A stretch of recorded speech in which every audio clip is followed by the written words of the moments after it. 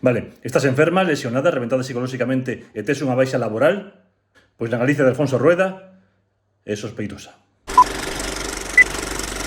A pesar do rexeitamento dos colexios médicos, BNG, PSDG, CIGA e Comisións Obreiras, Alfonso Rueda segue adiante co seu plan de bonificar aos médicos que acurten as baixas laborais.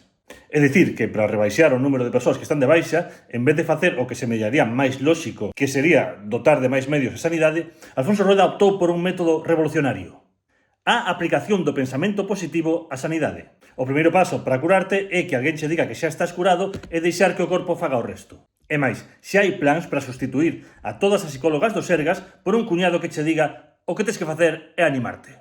De non atopar ningún cuñado á altura, sempre podería facelo o noso conselleiro de Sanidade.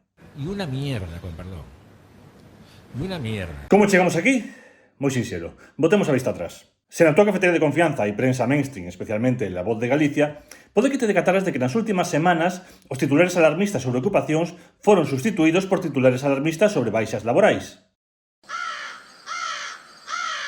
Así que, acto seguido, como se foran unha soamente, Alfonso Rueda puxo mans á obra. Tamén anunciou un plan para combater a fraude nas baixas laborais. Galicia é a segunda comunidade con máis días de traballo perdidos polas baixas. Por motivo das baixas, non traballan en Galicia 70.000 persoas. Claro, é que critica que esta preocupación polas baixas laborais contrasta coa pasividade que amosa a Xunta ante as mortes en accidentes laborais. Así que, para tallar as críticas, Alfonso Rueda está a preparar un plan na mesma liña. Para acabar coas mortes en accidentes laborais, vaise bonificar os médicos que non expidan certificados de defunción. Porque, seguindo a mesma lógica, se non hai certificados, é que non hai mortes. A idea é que se alguén morre, pois disecalo e deixalo no seu posto de traballo como se tal cousa.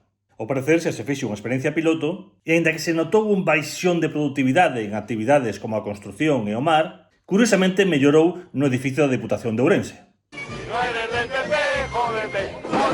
Ademais, por que non van poder traballar momias en Galicia? Non é esa unha discriminación? Tampouco sería a primeira vez. Tivemos unha de presidente da Xunta. Pero no le consiento a este señor que acaba de hablar que me dé lecciones de nada. A pesar de todos os atrancos, Alfonso Rueda afirmou que a súa estrategia contra as baixas xa está a dar resultados. E o peor é que é posible que así sexa.